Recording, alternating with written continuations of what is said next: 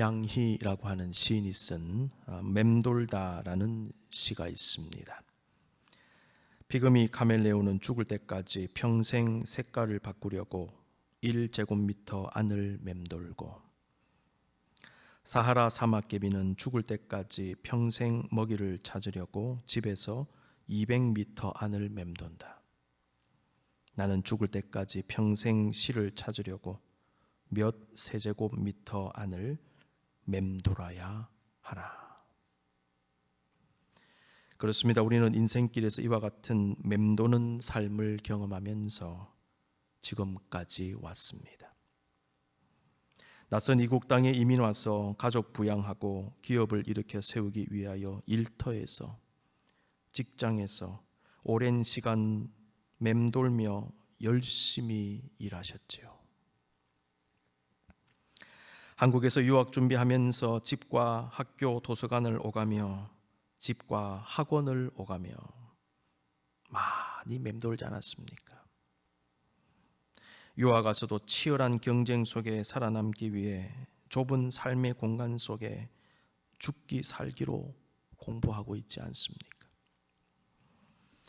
때로는 우리에게 주어진 삶의 자리, 제한된 공간 속에서 계속 맴도는 것 같을 때 답답함을 느끼고 내가 지금 뭐 하고 있나 싶을 때도 있겠지만은, 그럼에도 그렇게 한 자리에서 치열하게 뱅뱅 돌고 도는 그 모든 과정과 시간을 통해 소중한 열매와 결과들이 나오게 됨을 경험할 수 있을 것입니다.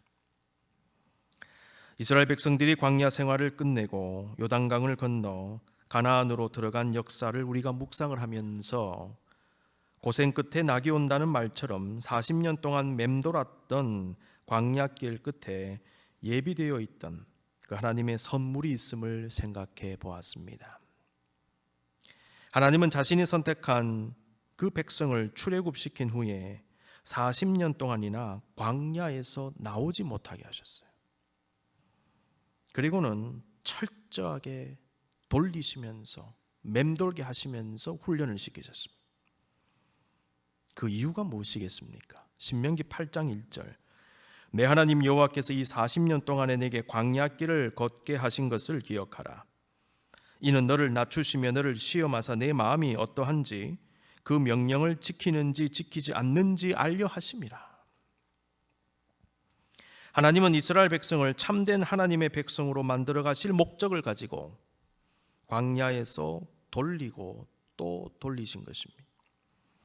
그리고 마침내 때가 되어 요단강을 넘어 가나안으로 들어가게 하셨습니다.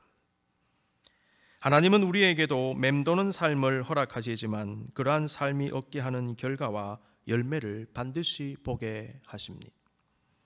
그러므로 러시아의 시인 알렉산드르 푸시킨의 시처럼 삶이 그대를 속일지라도 슬퍼하거나 노하지 마십시오. 삶이 그대를 속일지라도 슬퍼하거나 노하지 말라. 우울한 날 지나면 기쁨의 날이 오리니 마음은 미래에 살고 현재는 슬픈 것. 모든 것은 순간으로 다 지나가는 것이며 지난 것은 소중한 것이라네. 맴도는 듯한 삶일지라도 지나면 소중한 것임을 알고 오늘도 주님 붙잡고 묵묵히 견디며 나아가십시다. 우리가 묵상하고 있는 여호수아 3장에서 5장에는 이스라엘 백성이 광야에서의 혹독한 훈련을 거친 후에 경험하고 누린 다양한 일들이 소개되어져 있습니다.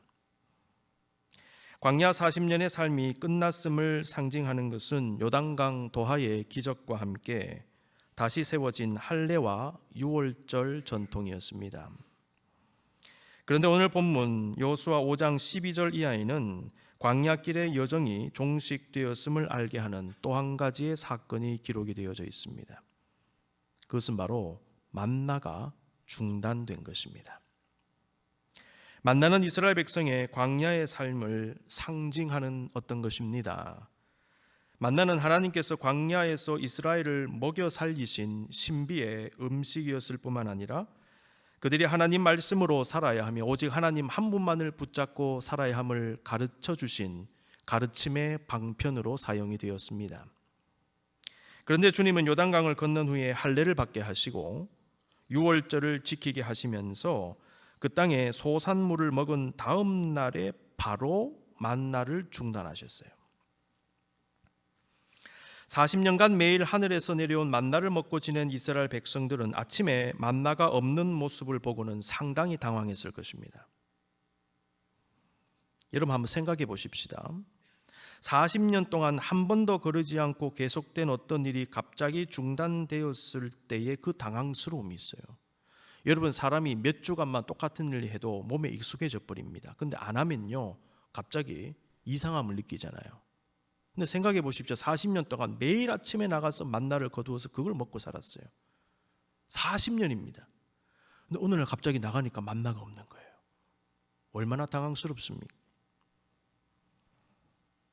만나가 없는 아침을 맞이한 이스라엘 백성들은 자신들의 달라진 현실을 절감하지 않았겠습니까?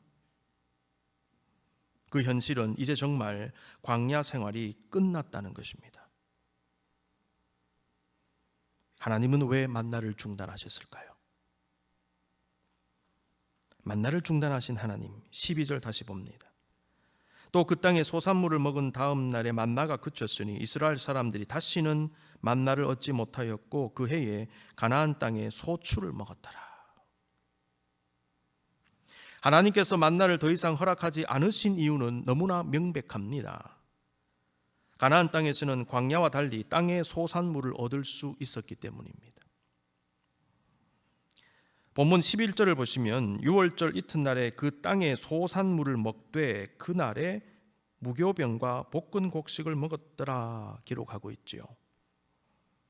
그 땅이 어딥니까? 그 땅의 길가를 의미하는 것으로 봅니다. 이스라엘 백성들이 요단강을 건널 때는 3월 혹은 4월이었고 그때는 보리 추수 시기였기 때문에 이스라엘 백성은 길갈에서 보리를 수확해서 먹을 수 있었습니다. 그들이 무교병을 먹었다 그랬는데 6월절에 이어서 시작되는 7일 동안의 무교절 전통 때문이에요. 무교절에는 말 그대로 누룩을 넣지 않는 빵인 무교병을 먹습니다. 누룩을 넣지 않는 이유는 죄를 제거한다는 의미를 담기 때문입니다. 누룩 자체가 잘못된 건 아니죠. 그러나 누룩이 들어가면 퍼져가는 속성, 부풀어 오르는 속성이 이걸 죄와 흔히 비교를 했지요. 그래서 누룩을 빼라 그러셨어요. 볶은 곡식이라는 말은요, 이삭 자체를 불에 볶은 다음에 이삭을 손으로 비벼서 알곡을 빼낸 것을 의미합니다. 이게 볶은 곡식. 하나님은 그 땅에서 나는 그 소산물을 먹은 다음 날부터 만나를 그치게 하셨습니다. 이 만나를 중단하신 하나님의 모습 속에 어떤 메시지가 있을까요? 한 두 가지 보겠습니다. 첫 번째, 상황과 형편에 맞게 역사하시는 하나님을 보게 됩니다. 하나님은 광야에서는 광야에 맞게, 가나안에서는 가나안에 맞게 역사하셨습니다. 하나님은 광야에서 양식을 구할 수 없을 때에는 하늘에서 만나를 내려주셔서 먹게 하셨지만은 가나안에서는 그 땅에서 나는 소산물을 먹게 하셨어요. 우리가 상황에 맞게 역사하시는 하나님을 안다면 우리도 상황에 맞게 흔들림 없이 대처할 수 있는 능력을 가져야 되는 것입니다. 행복감을 가지고 살아가는 사람들이 경험하는 9가지 경험이 있다고 하네요. 중국 진안시의 산둥대학 교수인 싱즈언군이라는 분이 계신데 이분은 중국 통계청 산동지부 책임자라고 하고요. 주로 주관적 행복감의 측정법, 주관적 행복감의 측정법을 적용해서 삶의 질과 사회 정책에 관한 연구를 수행하는 사람이라고 합니다. 싱즈언군 교수는 행복감을 가지고 살아가는 사람들의 9가지 경험을 발견을 했어요. 정신적 건강, 신체적 건강, 심리적 균형, 대인관계, 가족, 사회에 대한 확신, 자기 인정, 목표와 가치관, 성장과 전진. 이걸 제가 세부적으로 다 설명할 수 있지만 시간 관계상 좀 줄이겠습니다. 보면 그래도 여러분 다 아실 거예요. 사회에 대한 확신이라는 것은 사회가 나에게 도움을 주고 있다는 어떤 믿음이라는 이런 것들, 사회 발전이 나에게 유익을 준다는 어떤 믿음, 이것이 있을 때 사람이 행복감을 느낀답니다. 자기 인정은 자존감과 관계된 것이고, 자기에 대해서 긍정적 아이디어를 가지고 있는 사람, 목표와 가치관, 목표가 뚜렷하고 분명한 신념이 있는 사람, 삶의 방향이 뚜렷한 사람이 행복감을 가진다는 것. 성장과 전진은 자기 발전이죠. 매일같이 조금씩 나를 새롭게 해야 된다, 성장시켜야 된다, 이런 생각을 가진 사람이 삶 속에서 행복감을 가진다고 합니다. 이 9가지 경험은 완전히 같지는 않겠지만은 하나님께서 이스라엘 백성들에게 가지게 하신 경험들이라는 생각을 해보았습니다. 이 가운데 특히 심리적 균형에 저는 좀 초점을 두기 원합니다. 심리적 균형이 뭘까요? 자기가 처한 상황을 기꺼이 받아들이며 마음이 흔들리지 않는 거예요. 어떤 상황 속에서도. 이런 사람들이 행복감을 유지할 수 있습니다. 그런데 이 심리적 균형의 경험은 당시 만나가 갑자기 중단된 상황을 맞이한 이스라엘 백성들에게 반드시 필요했던 내면의 상태였을 것입니다. 40년 동안 만나에 의지하여 살아온 이스라엘 백성들이 어느 날 아침에 갑자기 만나를 보지 못했을 때의 심리적 균형을 잃어버릴 수도 있었겠구나 생각해 봅니다. 그런데 그 순간은 그 심리적 동요를 최소화하며 새로운 삶의 상황에 적응하기 시작해야 하는 바로 그 순간이죠. 하나님은 만나를 끊으시면서 이스라엘 백성에게 그러한 성숙이 일어나기를 바라지 않으셨을까요? 제가 대학 마치고 신학대학원에 이제 들어가게 되었는데, 그때 갑자기 아버지께서 이런 말씀을 하신 적이 있었습니다. 이제 신학대학원은 네가 해라. 그 말씀은 집에서 학비 안 대주겠다, 그 말씀 아닙니까? 네가 해라. 갑자기 그런 말씀 하셨어요. 갑자기 뒤통수를 한 대 얻어맞는 듯한 느낌을 가졌습니다. 갑자기 왜 이런 말씀 하시지? 그러면서 드는 생각이, 그래, 내가 이제 나이가 몇 살이고 군대도 갔다 왔는데 신학대학원은 내가 알아서 공부해야지 라는 생각이 들었어요. 또 그 앞에 든 생각은 서운함이었습니다. 그리고 두려움이었어요. 어떻게 이렇게 말씀하실 수 있을까? 그런데 생각이 바뀌면서 내가 서야지, 내가 해야지. 근데 실제로 신학대학원은 여러 가지 경로를 통해서 장학금도 받고 어떻게 해서 학비 문제가 해결되었던 그런 기억이 있고, 또 전도사로 사역을 하면서 또 생활비도 충당을 하고. 근데 그 순간 제가 서운하고 두렵고 흔들리는 듯 했지만은 결국 그 과정을 통해서 자립할 수 있게 되는 마음 상태가 만들어지더라는 거예요. 하나님께서 갑자기 만나를 탁 끊으셨을 때 백성들이 얼마나 놀랐겠습니까? 40년을 먹은 만나인데. 근데 하나님은 그 순간을 허락하시면서 그들이 일어서게 하시는 목적이 있었지 않았을까? 중요한 것은 그때 심리적 균형을 유지하는, 바로 이것이 키포인트죠. 심리적 균형. 빌립보서 4장 12절에 기록된 바울의 고백은 다양한 상황 속에서 이 심리적 균형을 지키는 믿음의 사람의 모습을 매우 잘 나타낸다라고 여겨집니다. 다 같이 한번 읽어볼까요? 시작. 나는 비천에 처할 줄도 알고 붕부에 처할 줄도 알아 모든 일곧 배부름과 배고픔과 풍부와 궁핍에도 처할 줄 아는 일체의 비결을 배웠노라. 비천과 풍부에 처할 줄 아는 일체의 비결을 터득한 모습은 심리적 균형을 가지고 흔들리지 않는 성숙한 영성을 드러냅니다. 자, 두 번째, 자생력을 가지게 하시는 하나님. 자생력이 무엇일까요? 스스로 살 길 찾아 살아나가게 하는 능력이에요. 하나님은 가나안 땅에서의 삶을 본격적으로 시작한 이스라엘 백성들이 하나님 은혜 가운데 자신들의 힘으로 스스로 일어나게 하셨습니다. 만나를 중단하신 하나님은 그들에게 자생력을 가지게 하신 것입니다. 하나님은 손잡아 일으켜 주실 때도 있지만 스스로 일어나라고 하시며 기다릴 때도 있습니다. 하나님은 감당할 수 없는 요단 강물을 막아주시지만 건널 수 있는 강물은 그냥 건너게도 하시는 것입니다. 그러므로 홍해를 가르시고 요단강 마르게 하신 주님은 이스라엘 백성들이 광야에서 40년 동안 살면서 혹독한 훈련을 견디게도 하셨어요. 이 모든 것은 이스라엘 백성의 단련과 성숙을 위한 것이었습니다. 하나님은 가나안 땅에 들어간 이스라엘 백성이 먹고 사는 문제에 있어서 스스로 해결하고 일어서게 하신 것입니다. 물론 그것을 위해서도 하나님의 은혜가 절대적으로 필요했지요. 하지만 가나안 땅에서는 더 이상 하늘에서 만나를 내려주심으로 그들을 돕지는 않으셨다는 거예요. 하나님은 우리도 이런 방식으로 훈련시키시고 이끌어 가십니다.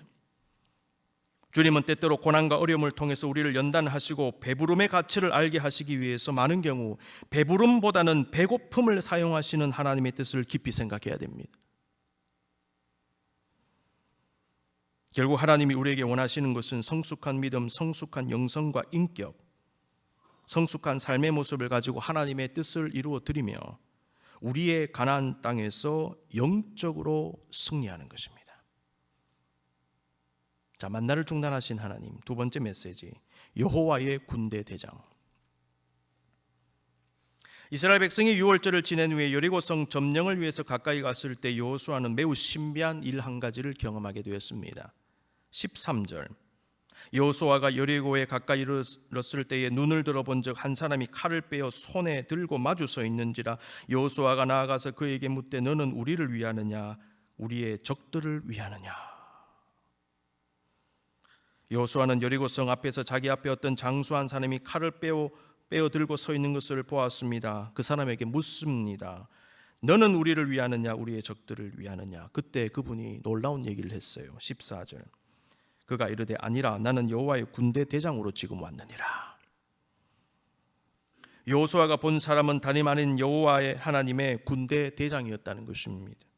여호수아의 경험이 꿈이었는지 환상이었는지 알 길이 없지만은 어쨌든 하나님은 전투를 지휘해야 할 여호수아에게 매우 중요한 영적 체험 한 가지를 주신 거예요. 하나님은 이 체험을 통하여 여호수아에게 여리고성 점령 전투는 하나님의 목적을 위한 거룩한 전투다는 것, 하나님께서 개입하시고 직접 싸우시는 전투임을 알게 하셨습니다. 나는 여호와의 군대 대장으로 지금 왔느니라. 이 말이 이것을 증거하는 것입니다. 하나님은 하나님의 뜻과 주의 백성을 위해 친히 싸우시는 분이십니다. 신명기 1장 29절 30절 보십시오. 내가 너희에게 말하기를 그들을 무서워하지 말라 두려워하지 말라.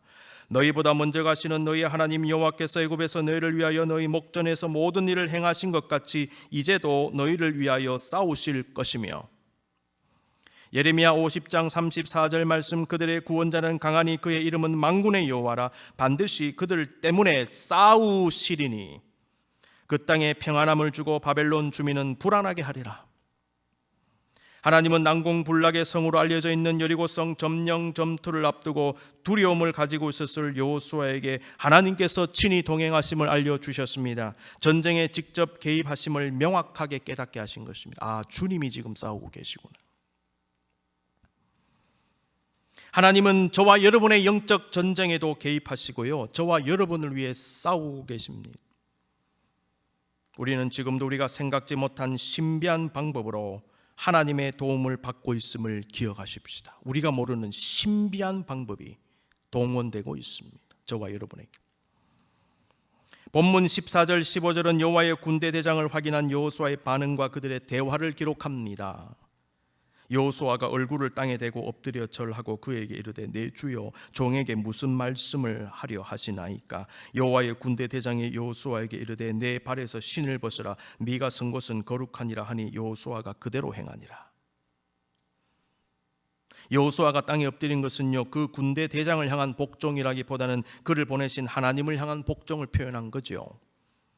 엎드린 여호수아는 자신을 향한 하나님의 메시지가 무엇인지를 물었습니다. 내 주여 종에게 무슨 말씀을 하려 하시나이까. 여러분, 이 질문에 주목하셔야 됩니다. 이 질문은 우리의 믿음 생활에서 반드시 가져야 되는 기본 자세가 어떤 것인지를 보여줍니다. 성삼위일체 하나님을 믿고 영접하고 그분과 동행하는 사람은 언제나 나를 인도하시는 주님 말씀 듣고 주님의 뜻을 구해야 된다는 것입니다. 여러분, 어떤 일이 일어났을 때 주님 이것을 통해서 저에게 하시고 싶은 말씀이 무엇입니까? 여러분, 질문하셔야 돼요.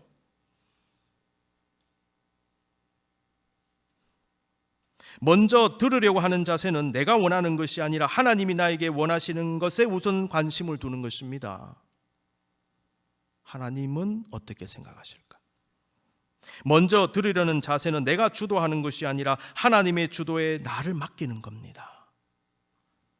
내가 주인 행세하는 것이 아니라 하나님을 나의 주인으로 모시는 것을 의미합니다. 주님, 무엇을 말씀하시기 원하십니까? 이런 모습은 하나님과의 관계에서뿐만 아니라 사람과의 관계에서도 필요합니다. 우리가 경청을 소홀히 할 때에 우리의 마음과 귀를 열어 다른 사람의 견해와 생각들을 진지하게 들으려고 하지 않을 때에 문제가 발생합니다. 우리가 하나님 말씀을 제대로 듣지 않기 때문에 하나님과의 갈등을 경험하고, 사람 사이에서도 서로의 말을 경청하지 않기 때문에 관계가 어긋나요. 경청은 참된 대화의 필수 요건입니다.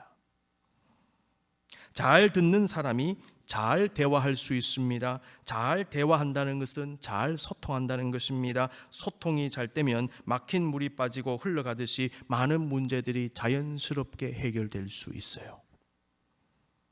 이런 의미에서 내 주여 종에게 무슨 말씀을 하려 하시나이까?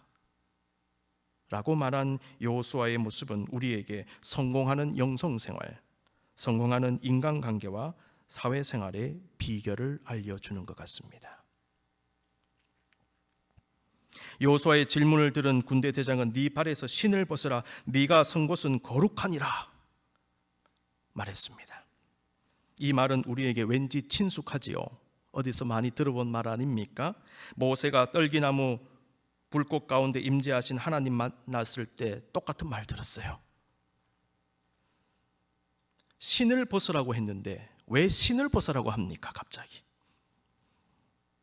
우선 신을 벗으라는 말씀은 발을 있는 그대로 드러내라는 말씀으로 해석이 됩니다. 이스라엘 지역 사람들에게 발은 아마도 신체 가운데 가장 더러운 부분이었을 것입니다. 그 이유가 뭐냐면 그 지역에서 신는 신발은 샌달형이었거든요. 여러분, 샌들 신고 흙먼지가 가득한 곳에 다녀보십시오. 그리고 각종 오물들이 많았잖아요. 발은요 금방 더러워지는 것입니다. 그런 상황에서 신발 벗으라는 것은요 더러운 발 있는 모습 그대로 드러내라는 것입니다. 이것은 거룩하신 하나님 앞에서 인간의 실존, 죄악된 실존을 깨닫고 그것을 주님 앞에 겸손히 드러내라는 것입니다. 회개의 마음으로 서라. 너의 더러움을 드러내고 회개하는 마음으로 서라. 네 신 벗으라. 그 말입니다. 어떤 학자는 신발을 벗는 것은 거룩하신 하나님의 임재 가운데 죄를 벗어 던지는 것을 의미한다, 이렇게 해석하기도 해요. 이와 함께 신발을 벗는다는 것은 하나님 앞에 겸손히 몸을 낮추고 순종을 표현하는 것으로도 이해할 수 있습니다. 가지런히 신발을 벗고 맨발로 서는 거죠. 겸손히 서겠습니다. 순종하겠습니다. 그 말입니다. 네가 선 곳은 거룩하니라 하는 말씀은 하나님의 거룩한 임재를 의미하는 것인데, 그 땅 자체가 거룩한 게 아니고 하나님이 거룩하시니까 거룩하신 하나님의 임재가 있는 그곳이 거룩하다. 핵심은 하나님의 임재에 있는 것입니다. 거룩하신 하나님의 임재는 하나님이 여호수아와 이스라엘 백성 모두와 함께 하실 뿐만 아니라 그들이 하나님의 군대에 속한 자임을 알게 하신 것입니다. 너희는 내 거야. 나에게 속해 있어. 내 안에 있어. 그런 의미를 발견하게 되는 것입니다. 전쟁은 하나님께 속한 것이죠. 그런 상황에서 이스라엘 백성들이 하나님께 속해 있다는 사실은 승리에 대한 가장 확실한 보증이 되는 것입니다. 그렇습니다. 여호와와 이스라엘은 하나님께 속한 자들이었습니다. 하나님은 하나님께 속한 그들에게 승리를 허락하셨습니다. 저명한 미국 영성가 중에 한 사람이었던 토마스 머튼은 성 베네딕토의 규율을 따르는 트라피스트 수도원의 수도사가 되기로 결심하는 과정에서 많은 고민과 혼란이 있었어요. 그러다가 마침내 수도원으로 들어가기를 결심했을 때에 깊은 영적 자유를 느꼈다고 합니다. 그때의 마음을 자신의 책 7층산이라는 곳에 기록을 했습니다. 나는 자유로웠다. 나는 자유를 회복했다. 나는 내가 아닌 하나님께 속했다. 그분께 속한다는 것은 이 세상에 속한 모든 근심, 걱정, 슬픔, 그리고 세속적인 것들에 대한 애착에서 자유로움을 뜻한다.